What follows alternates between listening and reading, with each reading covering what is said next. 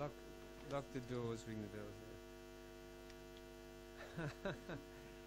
It is a great pleasure for me to welcome Justice Hayne to speak to you today about how to read a case. Justice Hayne was appointed to the High Court in September 1997. At the time of his appointment, he was a judge of the Victorian Court of Appeal, having been appointed as one of the foundation members of that court in 1995, and having been appointed prior to that as a judge of the court in 1992. His Honour graduated in Arts and Law from the University of Melbourne and was Victoria's Rhodes Scholar in 1969 and graduated as Bachelor of Civil Law from Oxford University. His Honour joined our bar in 1971, read with J.D. Phillips, and was appointed Queen's Counsel in 1984. So His Honour has been a Justice of the High Court now for almost 18 years, and it's fair to say that His Honour is widely and properly regarded as one of Australia's finest ever jurists, and his contribution to the jurisprudence of the High Court has been and will continue to be immense. He is, much more importantly for today's purposes, a great friend of and contributor to the Bar Readers Course. Today's treat, How to Read a Case. Please welcome Justice Hayne.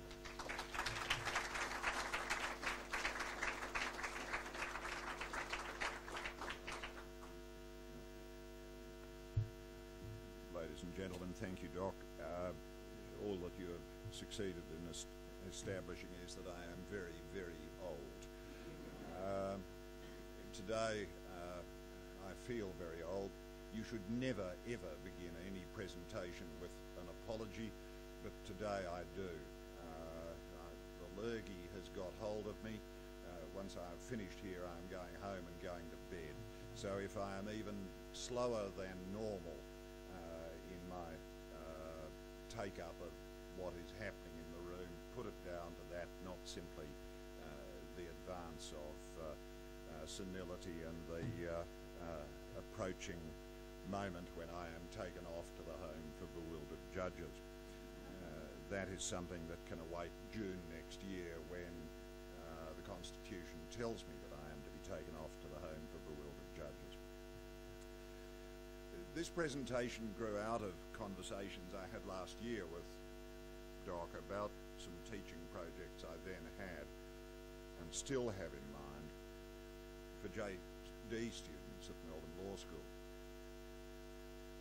In a lament typical, I'm afraid, of my generation, I suggested that students might go through law school without reading the whole of any reported case.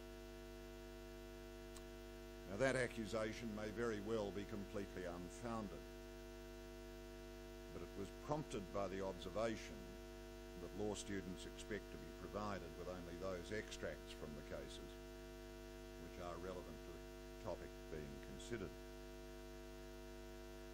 I have little doubt that most university law teachers would deny the accusation I make, and I hope that they're right to do that. But there have been times in the course of argument in the High Court when I have wondered whether counsel have read the court's decisions or have read them in a way that enables them to make sensible use of the decisions for the purposes of their argument.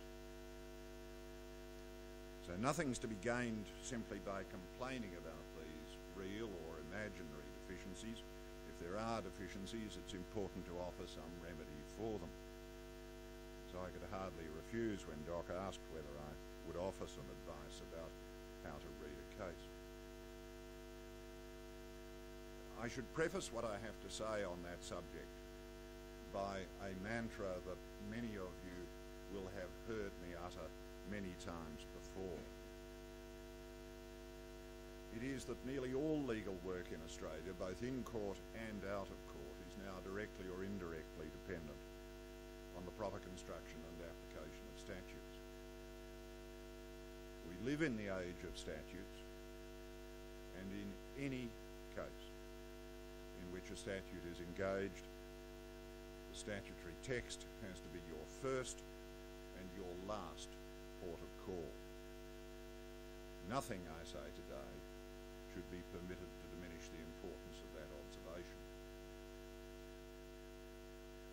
Now, it will be convenient, I hope, to look at how you read a case through the particular prism of using a decision in argument in court. But similar considerations apply in your use of a case in the course of non-litigious work, such as opinion writing. But I take the case of argument in court because there you have an opponent, you have a judge who will or may be testing the propositions that you advance. You can't usefully cite or meet the citation of any case in court without knowing whether and to what extent the decision is authoritative. Let me simply, for purposes of ease of presentation, focus on you citing a case in support of a case you are trying to advance in court. The same considerations which arise in citing a case in support of your case apply to meeting the citation of a case by your opponent, but let's confine ourselves to using one in your favour. Why is it that you are citing the case? Are you saying that the court in which you are presenting the argument is bound to apply what you say was decided by the case you're citing? Now, if that's what you're saying, the proposition contains at least two elements which need to be unpacked and all too often are simply mashed together in the mind of the advocate. First, the proposition is one about precedential hierarchy.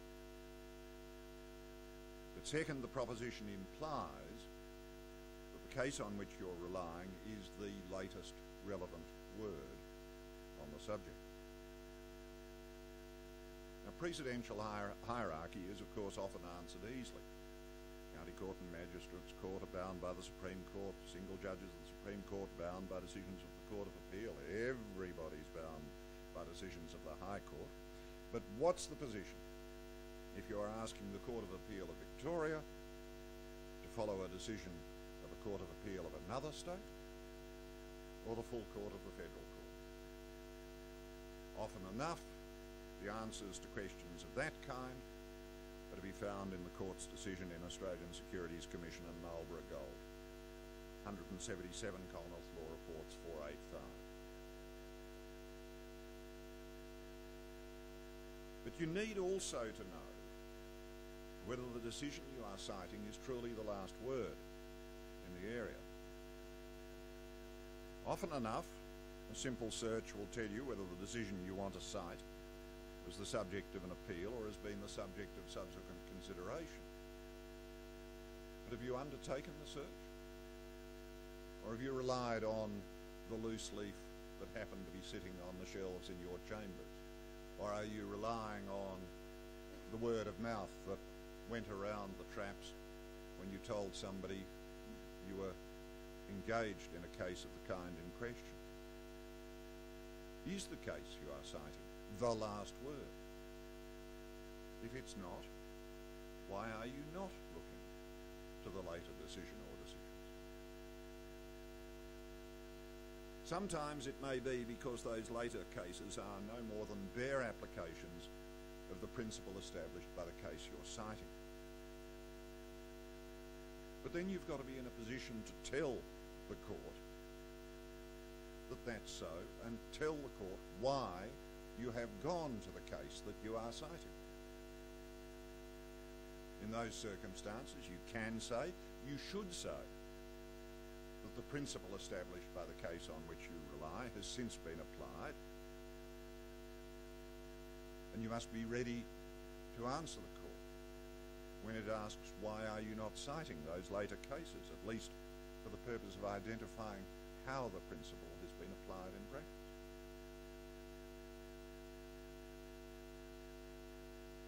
Now, how then do you say that the case on which you are relying can or should be used by the court? You produced this hooray beaut whiz-bang authority, you've got it there, you've handed around photocopies of it to everybody in court and some who are waiting for the case next after the one in which you're engaged, but how do you say that the case can or should be used by the court? Do you say that it dictates the decision of some issue in your case? Now, if that's what you want to say, again, unpack that proposition. What exactly is the issue which you say the earlier decision decides? Is it an issue of law? Because earlier cases don't stand as authority for any proposition of fact, apart from the applications between parties of doctrines of preclusion. So what exactly is the proposition of law which you say the case establishes? And that's the point at which how you read a case becomes critically important. Let me for a moment appear to divert. In truth, as will later be shown, that it's not a diversion, it's central to it. But let me seem to veer off stage left for a moment and deal with what I call the quote, therefore, School of Ballroom Dancing. The ready availability of large text searchable databases of decisions is both a benefit and a danger. Most of us will search the databases in ways which will generate hit lists, directing us to particular passages in reasons for judgment.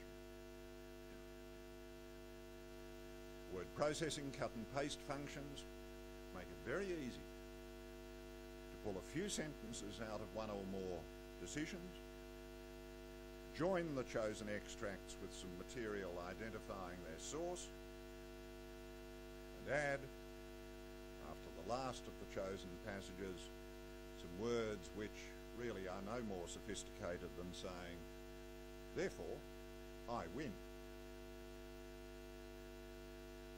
You see why I refer to it as the quote, therefore, School of Ballroom Dancing. There are several reasons why that approach has to be rejected. It is immensely seductive. To many advocates, it is becoming, it seems, increasingly seductive to some judges.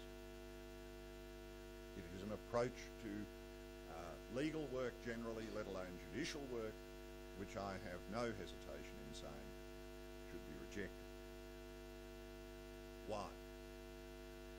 First, and at the very simplest level, the author hasn't read the cases which are quoted. All that the author has done is take the hit list, cut, paste, join, dump. The consequence is that the author cannot answer any inquiry which the court in which those submissions are to be used makes about any of the cases from which the quotation is taken. Even such a basic inquiry as whether the judge quoted was dissenting in the result. I think that's a fairly simple error to make. It's one which from time to time we see in the work of the court. It is an error which I think is seen more often in other places.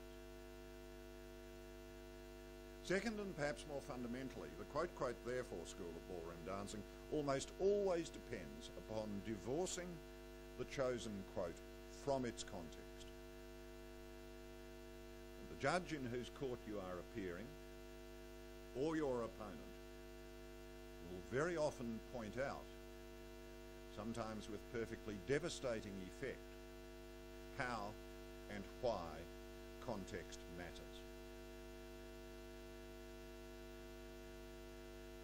Third, and most fundamentally of all, the quote, therefore school of ballroom dancing assumes that the quoted passage from Reasons for Judgment constitutes a complete statement of some relevant rule. Often, I would say very often, it does not. It's now more than 50 years ago that A.W.B. Simpson pointed out that in many judgments there is no passage which can be enthusiastically underlined and quoted in the headnote as the statement of the ratio decidendi, or put as it stands into a codifying statute. As Simpson said, the style of many judgments forbids this. Simpson said that judges are not expected to formulate the rule or the exception upon which they have acted with the precision expected of the draftsman of a text. And so often, I think very often, quotation of a passage from a judgment will not wholly capture the principle which you wish to say the case establishes. There is, I think, one other danger of the quote, therefore approach, which 4 members of the court pointed out relatively recently in the Pompano case, one of the anti-biker legislation cable cases. Pompano is last year 87 ALJR 458 or 295 ALR 638. And the court, or the plurality, made reference to the writings of a very great United States judge, Judge Henry Friendly. Because Judge Friendly had warned against what he called the domino method of constitutional adjudication. And we said in Pompano that care must be exercised lest taking what has been said in explanation of the decisions in other cases about other legislation to its apparently logical end severs the applicable principle from its constitutional roots. Now, so far I've been at pains to criticise one particular approach to formulating argument. I've been at pains to say that the quote, therefore school of ballroom dancing is unsatisfactory. Telling you what's unsatisfactory can only be part of the story. If quote, therefore is something you shouldn't do, what is it that you should be doing? In any argument, in any court or any tribunal, you are trying to persuade the court or the tribunal to apply legal principles which support the case for which you are arguing. A statement of the blindingly obvious, if ever there were one. But your objective must therefore be to state what you say are the applicable principles, and to persuade the judge that he or she should hold those principles which you state to be the applicable principles. Now, I do not think you can do this unless and until you have formulated for yourself the principle which you say is to be applied. That requires you to formulate the principle by writing it down. Why do I say by writing it down? For the very simple practical reason. When you come back to restate the principle in argument, you will do so in precisely the same way in which you first put it in argument. How often do you see in court counsel put a proposition, and if in a multi-member court the third slowest member of the court says, "Hey, what was that? I missed that. State it again." And counsel puts the proposition slightly differently. Well, that at once provokes the third or slowest member of the court to say, "Well, that's different. You didn't say that the first time round. First time round you said this, now you're saying that. What's the principle?" And suddenly your argument's being diverted off into some absolutely blind alley about a point usually of not the slightest significance, which is diverting attention from where you ought to be going. If you have it written down, you can read it. You can read it as many times as the slowest judge takes to actually sharpen the pencil, lick the point, and write it in the notebook. Either that or take me out and shoot me, I think, at this point. But there we are. I tell you what, in Spring Carnival they'd be sending for the vet and the screens, I think, by this stage. But there we are. We're not up to Spring Carnival yet. Now, of course, your formulation of principle must reflect the state of decided authority. That is, unless it is one of those rare cases, and they are very rare, where you are asking a court to extend or develop the law. Most of the time that's happening on the shores of Lake Burley Griffin, not elsewhere. You have to persuade the judge that the principle which you articulate is the law as it has been decided to be. Now, what's the case? What are the cases which establish the state of the law upon which your argument relies?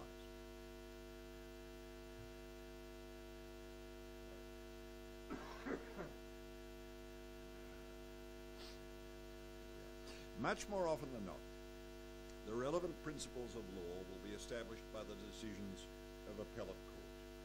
State Court of Appeal, full court of the Federal Court, decision of the High Court.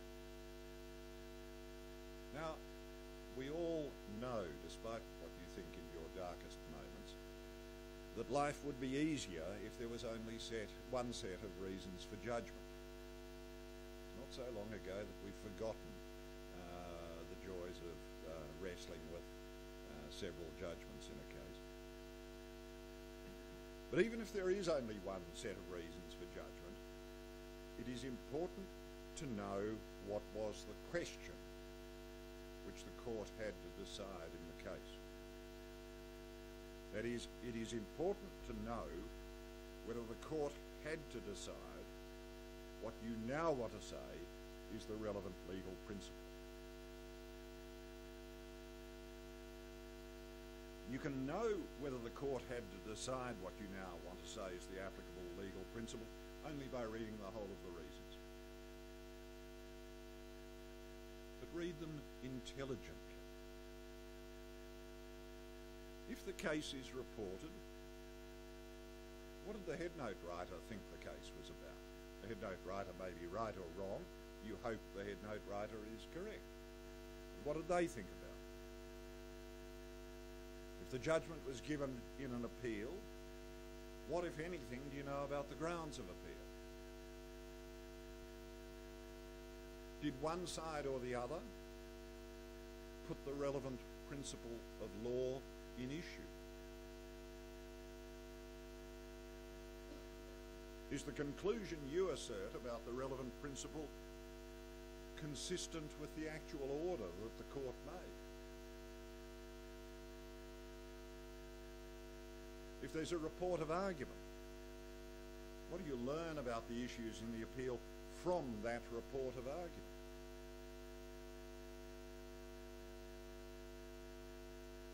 Now, life starts to become more complicated if the court has divided in opinion, and there's more than one set of reasons for judgment.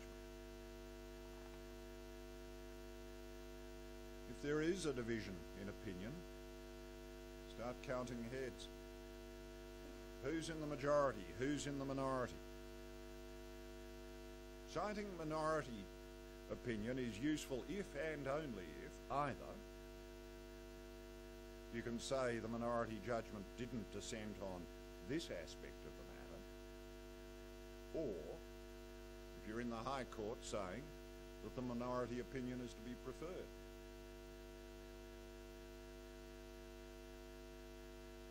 Even if the judge whose reasons you want to refer to did not dissent from the order, does the reasoning adopted by that judge differ from the reasoning of the plurality?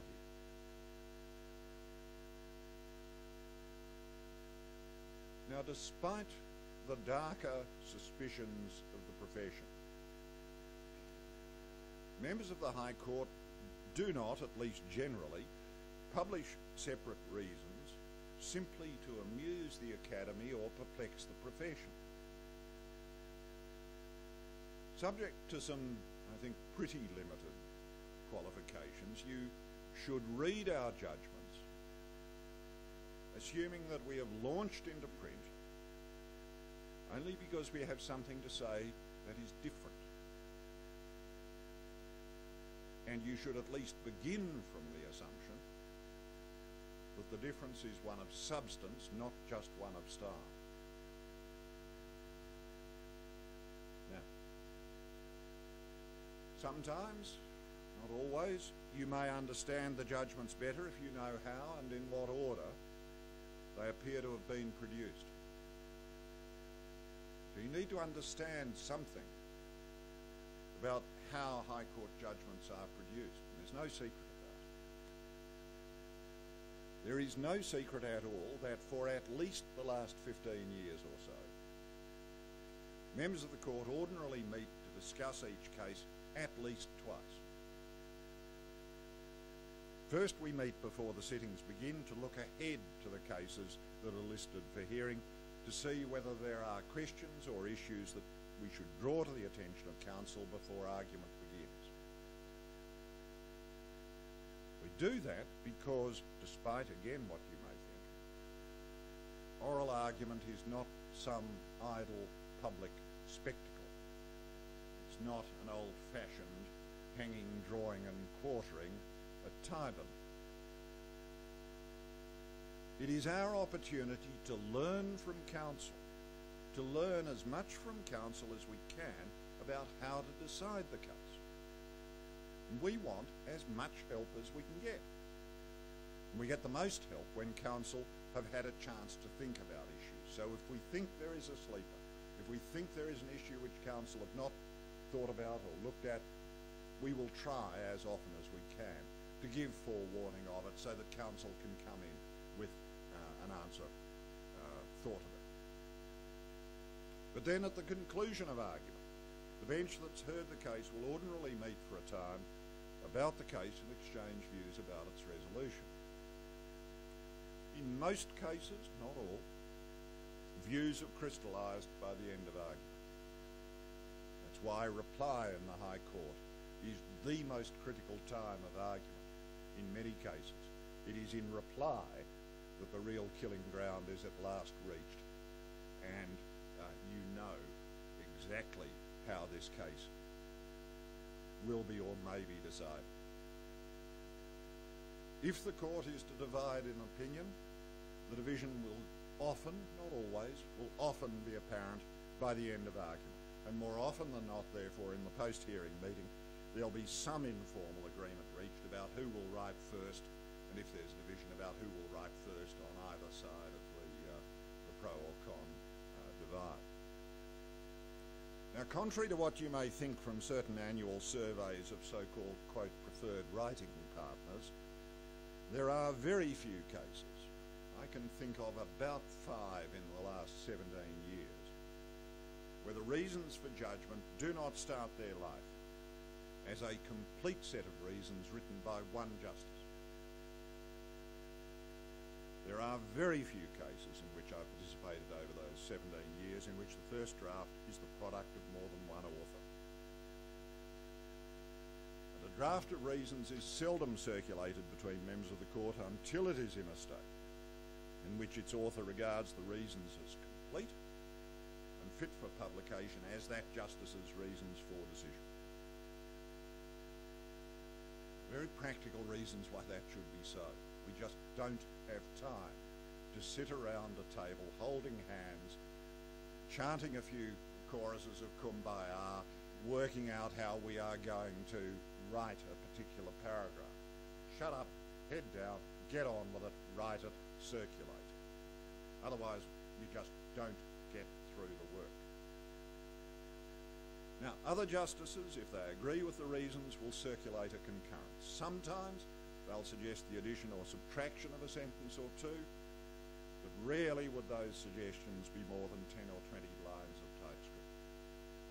The author of the judgment then asks each concurring justice whether he or she is content to be joined in the judgment, and the reasons then become joint reasons. Now, those who follow our work closely say that they can pick the style of the author. They may be right, they may not be right. I've had some very amusing conversations where people have confidently assured me about who wrote a particular judgment which I happen to know I'd written. But there we are. But for present purpose, what matters for you when you come to read a judgment of the High Court is to work out where the weight of opinion falls. You may find the dissenting opinion written in a style which appeals to you. You may find that the dissenting opinion expresses views which you think are preferable. But in the High Court, you have to be able to count. You've got to be able to count to 3 out of 5 or 4 out of 7. You have, as counsel, therefore, to discover where the weight of opinion rests. If someone has written separately, but to the same answer, what can you deduce from the published reasons about who wrote first and why others felt it necessary to write separately? If you can make a reasoned guess, that's about all you can do, about those questions, you may be better placed to determine whether there is some division of principle, and if there is, what the boundaries of that division may be. For the most part in your work, you will not be concerned with the borderline case. For the most part in your work, you will be concerned with cases that fall square, bang in the middle of a known and identifiable principle. But even there, it will be as well for you to have some views about where the borders of the principle might be thought to be, because it will help you when the timorous judge asks whether your case lies close to the edge. There are cases, as I say, in which knowing what order the reasons were produced will tell you how they fit, or sometimes how they do not fit together. And often enough, the order of production is revealed by cross-referencing. A agrees with the reasons of B, but adds this. B obviously wrote first. The facts are set out in the reasons of A, suggests A wrote first. I agree with the orders proposed by A. Again, A probably wrote first. Now, if you know that A wrote first and B wrote second, does this say anything to you about what B thought to be an important point of difference? Does the identification of difference help you identify what it is that the case establishes? Now, as I say, almost every case you do will require the application of known and established principles to the particular facts of the case. But you always have to identify those principles accurately, and in some cases, it is the boundaries of those principles that are especially important. As I said at the outset, most cases require the construction and application of statutes. In those cases, it is the statute which remains the focus of your attention. If there has been previous judicial consideration of the statute relevant to your case, your focus must always fall first on the statutory text, and only then should it extend to what the courts have said about the text. much more often than not, principles of law to be applied in a case are not controversial. After all, most cases are decided on the facts. Even in those cases, though, where the principles of law which are to be applied are not controversial, you have to be able to support your submission that the law is as you state it to be. That requires reading the relevant decision. When case law develops, and it does, you cannot understand that development without reading and understanding the relevant cases. Often, very often, understanding the cases in which a particular principle has developed calls for an understanding of areas of the law other than the area with which you are most immediately concerned. Judge-made law does not, or at least should not, develop in little silos. Oh, I'm a tax lawyer. I don't look at anything to do with contract. Oh, I'm a criminal lawyer. Oh, no, I couldn't deal with anything commercial. Bunkum. There should not be silos of that kind. But reading a case is more than an exercise in parsing and analysing the words of the judgment. It's a task which requires you to read what was written with an eye to fitting the principle you deduce from the case into a larger and, we hope, relatively coherent pattern. And that's something you are very unlikely to be able to do if all you have done is taken the three most likely looking hits from a hit list, joined them with some conjunctive words or phrases, and concluded by saying, oh, therefore I win. Now, with those thoughts in mind, I want to take Spencer and work through it with you. As it happens, the case is one which I think most of you should ultimately have some familiarity with. It's relatively short. It may, I hope it does, provide something of a useful example to illustrate the issues I've tried to raise with you. Now, if the game has worked properly, you should all have Spencer in front of you. You should all have had an opportunity to read Spencer. So, question one, what was Spencer's case about? What Spencer's case was about was the interest that I see on the screen of my computer, because if I look up he won't see me, and if he doesn't see me then he won't possibly ask me. Oh, do we? Well done, that man.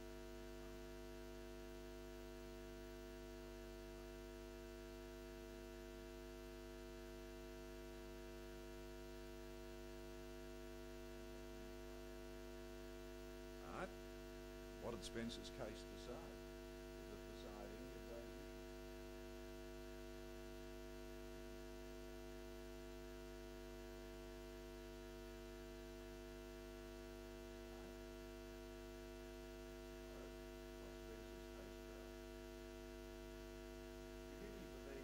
Quite naughty in my questioning, but it is a useful way to go. Yeah. So what's it about? Dismissal of proceedings? Dismissal generally? Dismissal particularly? Yeah. Right, and what's that about?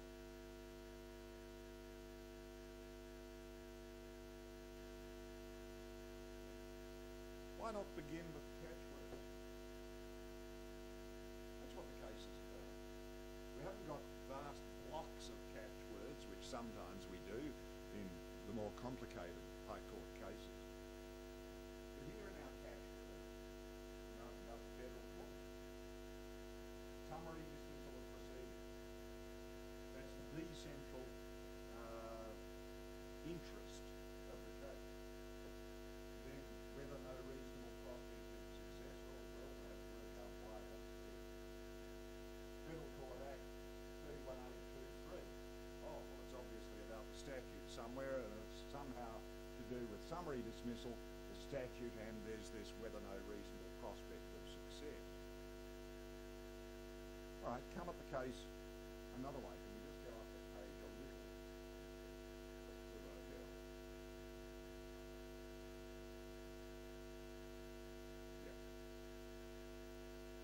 why it just says hell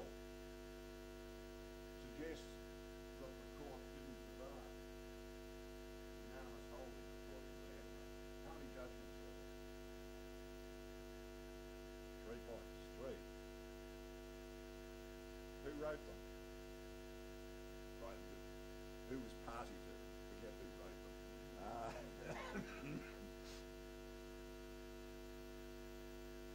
There's French and Gummo, me and Cranham Keefel Bell, and there's Hayden, the last one. So 3 judgments. Work by exception. If we are concerned to know something about summary dismissal, can we go back to the caption? Summary dismissal of proceedings. Let's work backwards. Does Hayden say anything about those issues? We all got a bit tired by the time we got that in. Very little or anything?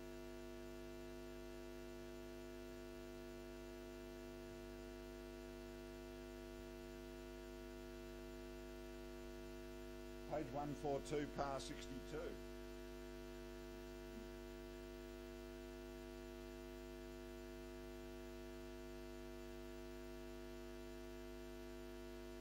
Contrary to the opinion, not necessary to consider the correct approach to 31A. All right. Hayden is standing apart at the moment. Where do we find 31A in the report?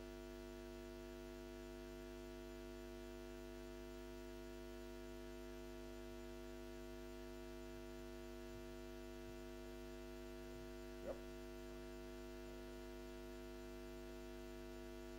Yep, 138 par 50.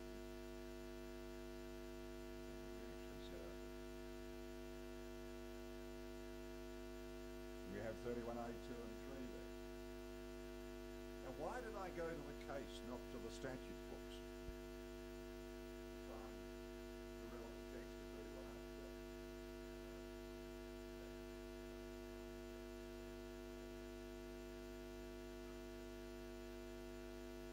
It's the last point which is the kicker.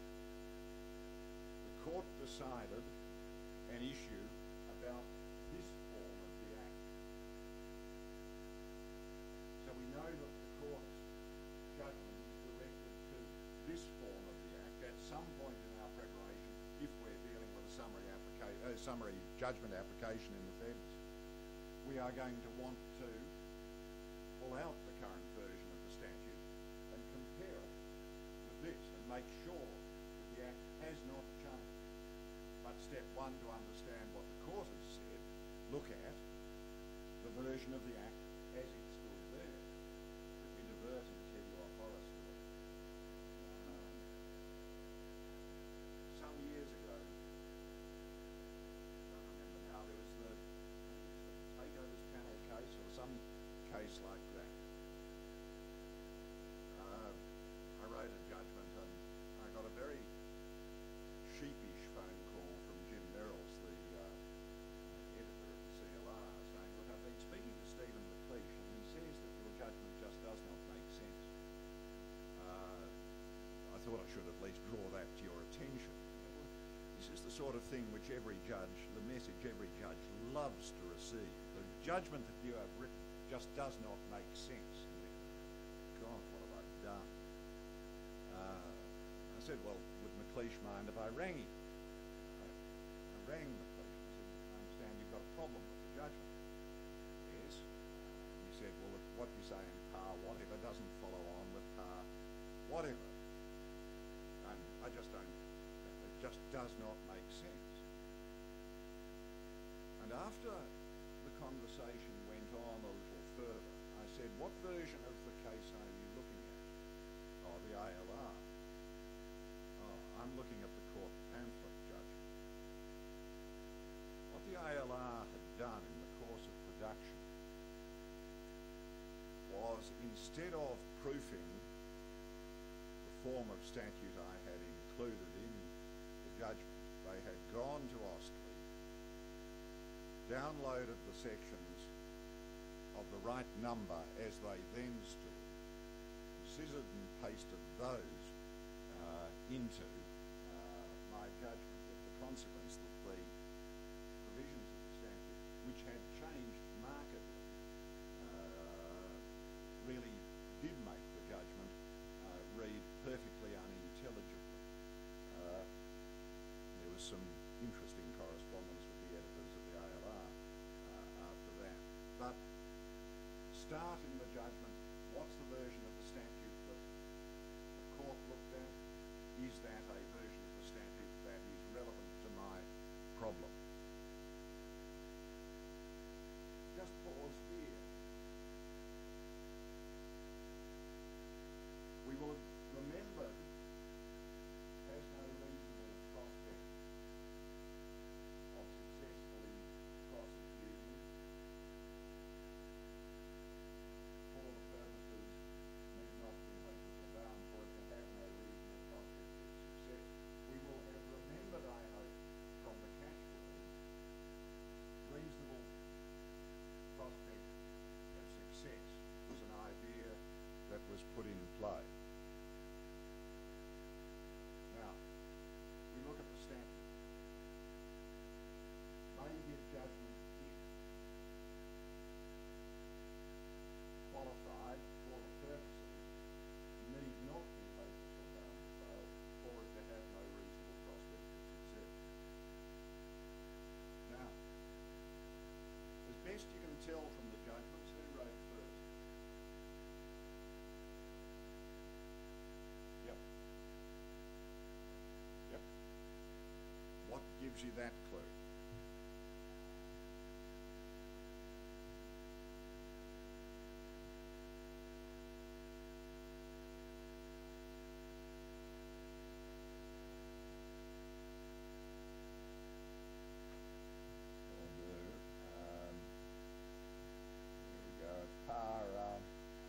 Par 36, page 135.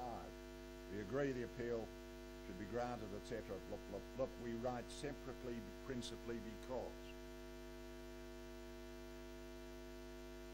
Right? It looks then from this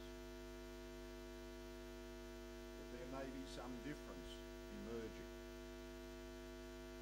What's the difference?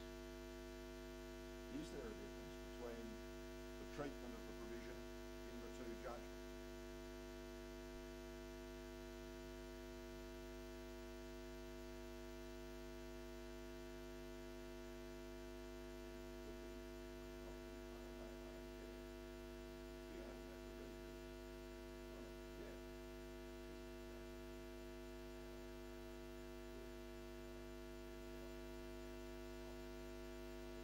Putting a gloss on is such an ugly expression.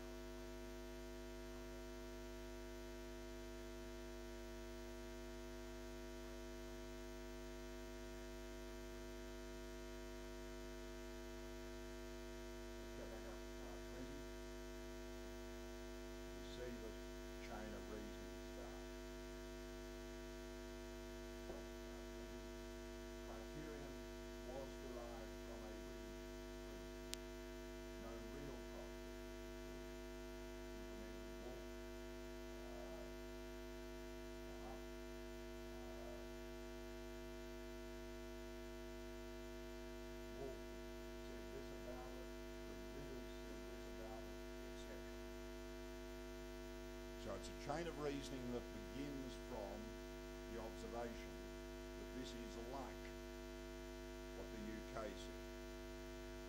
What did the plurality do with that? The other judgment. Yeah.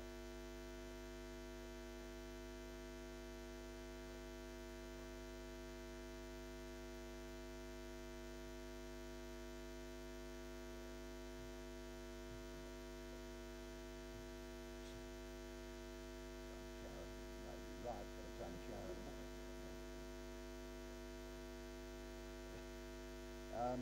Didn't we say at some point, yes, par 51,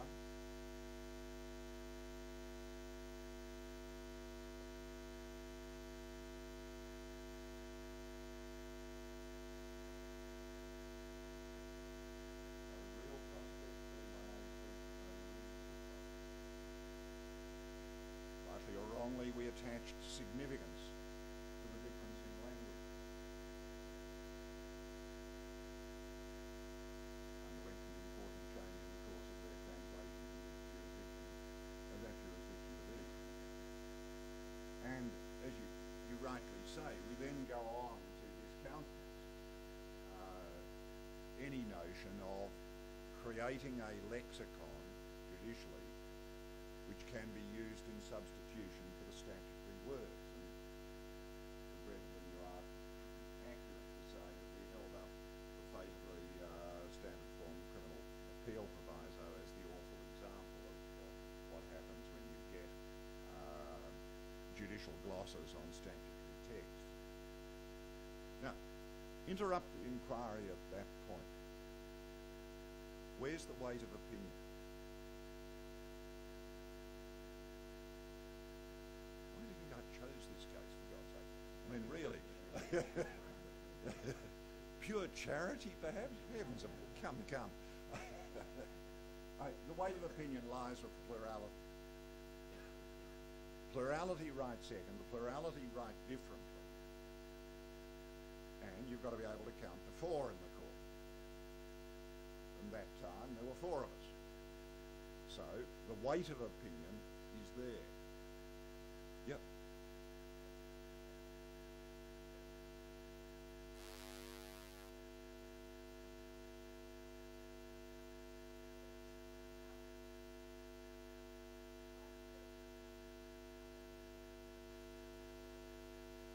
Right. Look, all the judgments go into circulation. And the moment another judgment goes into circulation, you read it and you think, should I alter what I've said? It is relatively rare to withdraw a judgment that you have circulated. It has been done. I say relatively rare. I can think of, only 2 or 3 occasions in 17 years where somebody has put round a judgment, somebody else has written, they've then withdrawn the judgment. But yes, and often enough in the very closely divided cases, we do actually spend time trying to work out, can we make a statement in our reasons that will show where the weight of opinion falls. A good example, if I can pull it up, is at Todorovic and Waller. It's a case about discount factors in personal injury judgments. Todorovic and Waller, 150 Commonwealth Law Reports at 402.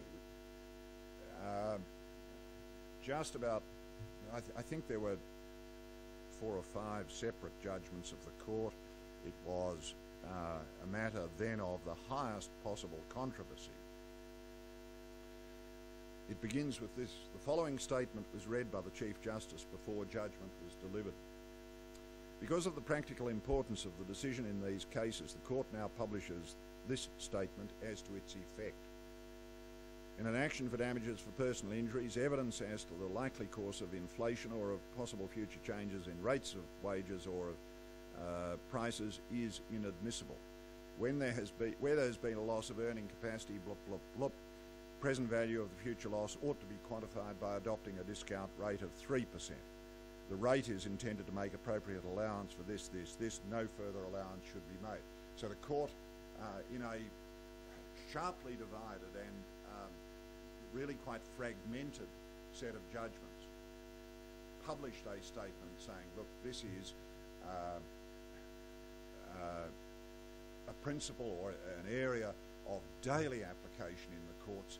Here's what we say you should do.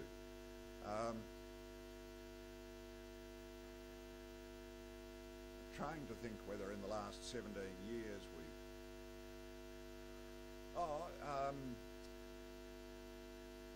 you may remember the Patrick Stevedoring litigation. I did. You may recall that the Patrick Stevedoring litigation concerned what on one view was a lockout of the MUA from the wharves in Melbourne. That was litigation which went from the occurrence of the events to final judgment with reasons in the High Court of Australia through every stage, trial, intermediate appeal, appeal in the High Court within less than a calendar month. Do not say that the justice system cannot operate quickly if it has to. We got to final judgment within a month. And Jed Brennan, at the start of those reasons, I think, made a statement about the effect of the judgment, saying in effect, look, all we're deciding is the legal issues. Don't saddle us with the political decisions which you may think are buried in the decisions which have been made, because this was one of the most hotly contested political issues of its day. Other than that, I can't think of another statement by the court. There may have been. But yes, would the others agree or disagree? They didn't. And again, to hark back to Jed Brennan, who was Chief Justice when I arrived on the court, he would say often that a judge has only one chance to explain his or her reasons. A judge cannot, must not, later seek to amplify, explain, or subtract from those reasons. To do so would be immensely unfair to the parties, because the reasons you publish, they go over the bench. That is your last word, and you have to treat it as your last word on the issues which have been litigated in that matter. You can't come along later and say, oh, the others made me say that, and oh, gee shucks, I didn't really mean it. No, you've got to wear it. Now, if the weight of opinion is with the plurality, then comes the question. You have a summary judgment application in the federal court. What do you do? According to the plurality, I think, the answer is quite simple. There's the statute. Don't try to take what is said in judgments as being a gloss on the statute. Yes, there are statements made in explanation in the plurality reasons. I think we gave, did we not,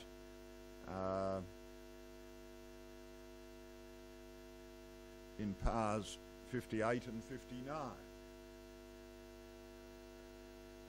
quite a deal of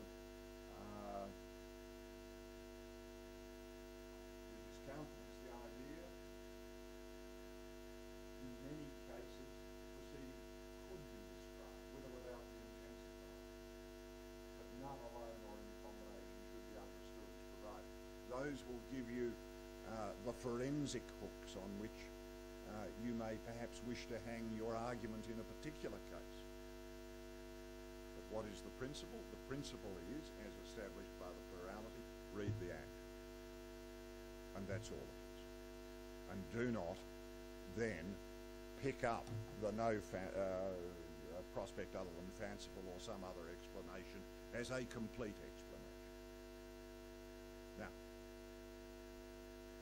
that's what I would want to have you take out from Spencer relating to the process of looking at a case. My concern is to provoke you into a process of reading a case, a process of reading a case intelligently, a process of reading a case where you can end up with an argument which you can stand on your hind feet in court and defend.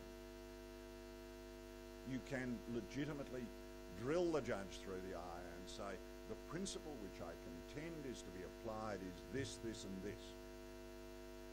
That principle is established in Smith v. Brown. Yes, look particularly at pars this, pages that, whatever. But the principle which I say determines this case is this. Now, because that's the principle, the facts which I say you should find are facts A to treble Z. Facts A to treble Z engage that principle in a way which means I succeed in obtaining the orders which my client wants. Now, that approach is radically distinct from hit list, cut, paste, therefore. It is a process which depends upon much more able and intelligent reading. You may rightly say, oh, well, look, yeah, 24 hours in the day and 7 days in the week, and I've got to get this case up and ready. Some judge is going to be staring at me balefully at 10:15 or 10:30 tomorrow morning, and I've got to know what I'm going to say. So no, there are time pressures. Hence the refinement by repeated practice of the process that I have described is something that is desirable. Will you ever get to the stage where you are comfortable with it? Probably not. But you are embarking on a career where you will never get to the point where you think that you are completely comfortable in what you are doing. If you are completely comfortable in what you're doing, stop.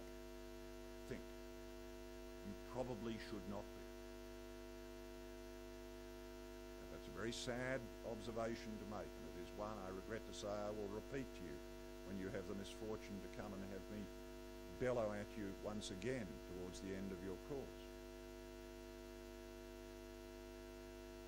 But in this course, you are trying to pick up ideas, processes, methods that will help you over the years become a competent, you would hope, good and successful barrister. That's what I'm trying to impart to you. I've always feared with this, this is the second time I've done it. Both times I've presented this session, I have feared the accusation that I am in effect teaching grandmother how to suck eggs. I'm teaching law students something which they should have learned at day one in their law course, or if not day one, then at least by the end of year one. Yeah, I am. But I don't apologise for that. Bitter experience, I'm afraid, dictates that maybe I need to just remind some of you in the room that this is desirable. Now, questions? Yeah. No. Yes, George. I haven't changed.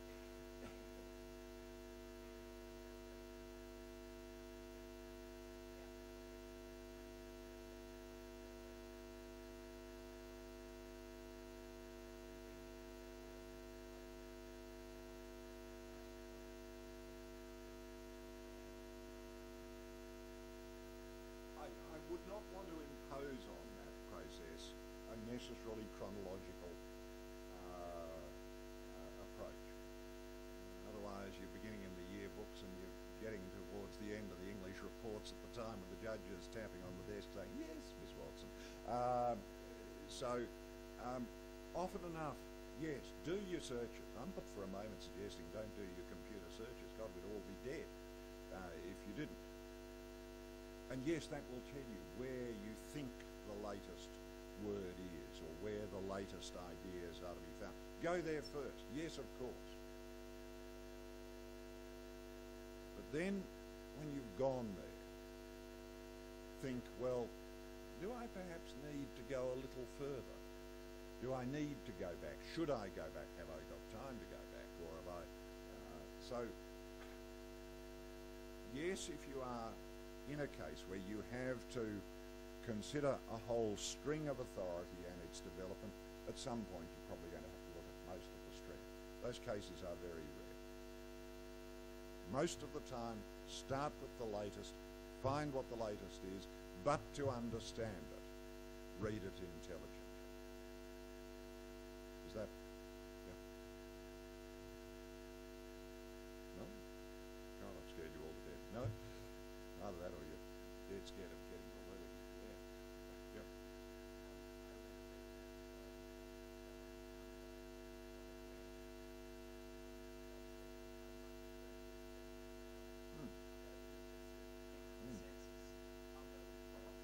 It's the closest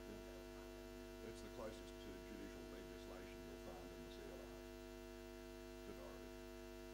Todorovic is present in my mind because we've got a case which was argued last sittings about discount rates. But yes, it is very unusual. Though, think about cases like, is it territory senators, where Gibbs and others said, first time we looked at this, I dissented. I remain of the view that my dissent was right, but a majority of the court went the other way. Therefore, I will follow what is now the majority view. There are cases in the High Court where there are acutely difficult questions about fidelity to authority. And they're not easy. They are very rare. You encounter them in your practice maybe once in a blue fit, not often. But yes, Todorovic is very unusual, and as I say, is, I think, as close to judicial legislation as you'll get. Amusing then when every state, very soon after Todorovic, passed its own law saying, well, they might say 3%, we're saying discount at 5. 5%'s been the discount rate ever since, I think, Stan? Yep. No? Board you all read. Okay. Doc.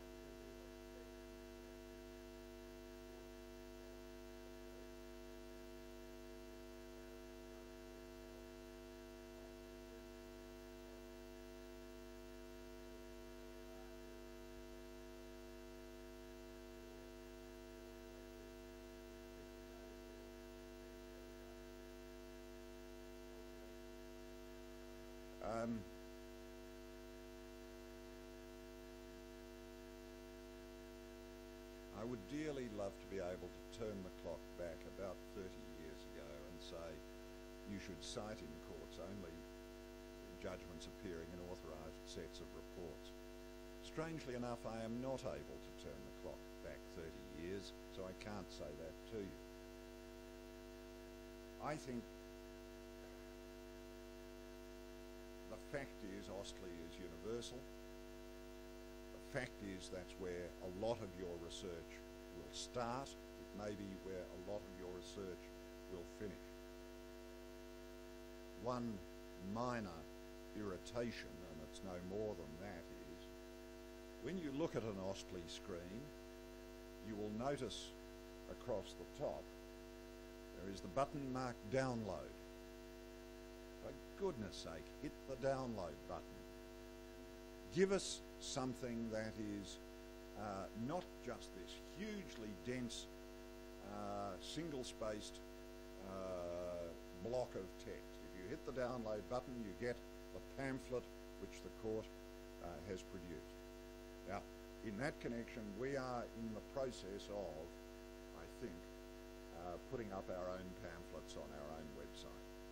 and we will soon have publish on our own website our own pamphlet. In that case, if you are in that period between publication of the judgment and written publication, for goodness sake, use our pamphlet. Yep.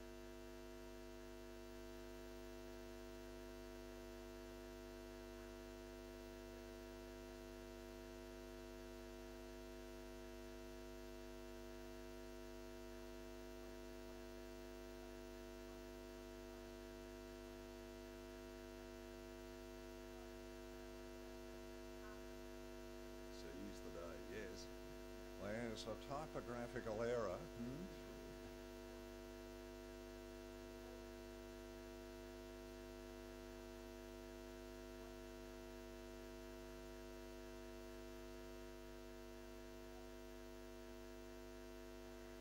either answer that in about 3 lines or probably a week.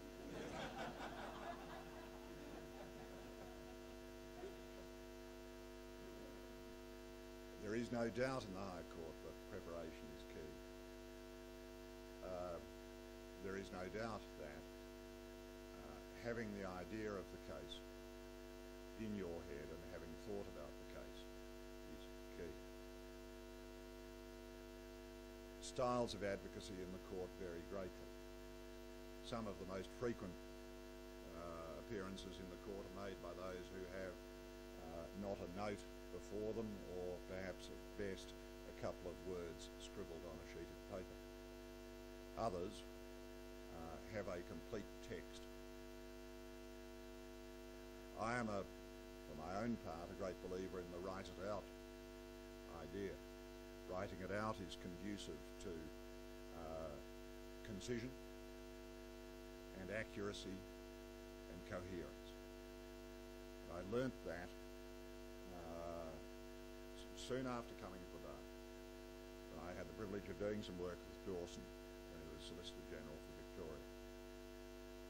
You would never have known from listening to Dawson that in fact his arguments were handwritten word for word down to "if your honours please."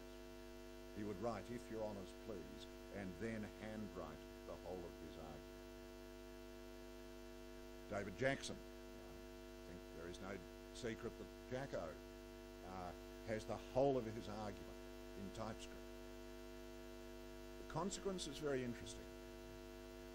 If they are asked a question, you can see them with their papers there, and the finger goes on that point, and they might then go back a page or two, give you the answer, then turn back to where they were and take up their argument from where they were without omitting things.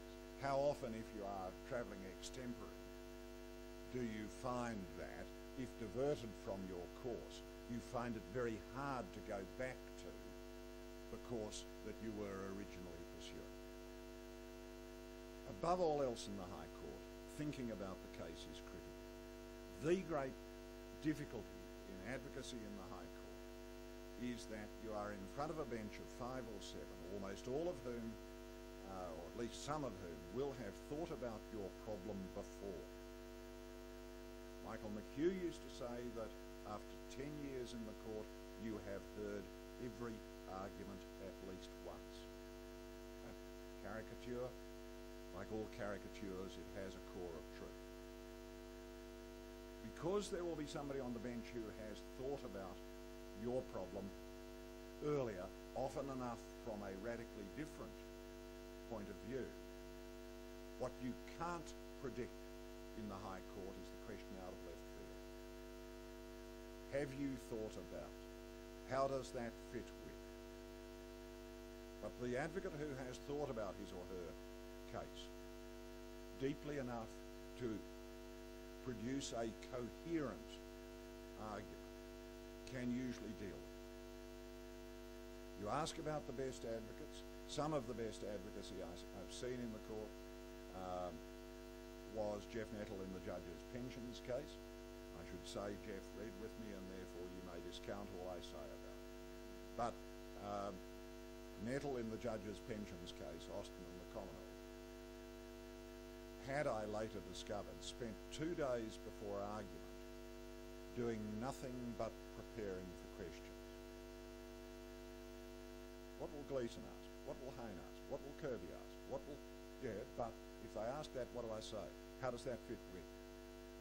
2 days was devoted wholly to questions. It led... His performance, he was for the plaintiff in the case, and it led to the immortal line from Michael Kirby as we're coming up the lift at lunch. Oh, I thought Jeffrey was a little nervous this morning.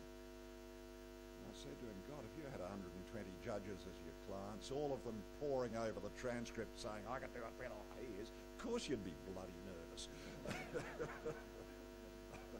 Would you not? I mean, really. But at the end of each year in the court, we have a dinner between the judges and the associates, and every year I will ask, I regret to say the associates are known as the kids, I will ask the kids, so what was the best performance you've seen this year? And it's very interesting to see the reactions that they have. They don't always coincide with mine or other members of the court, but often enough they do. Long and wandering answer, not an answer to your question at all. Best I'll do. No more? No? Okay.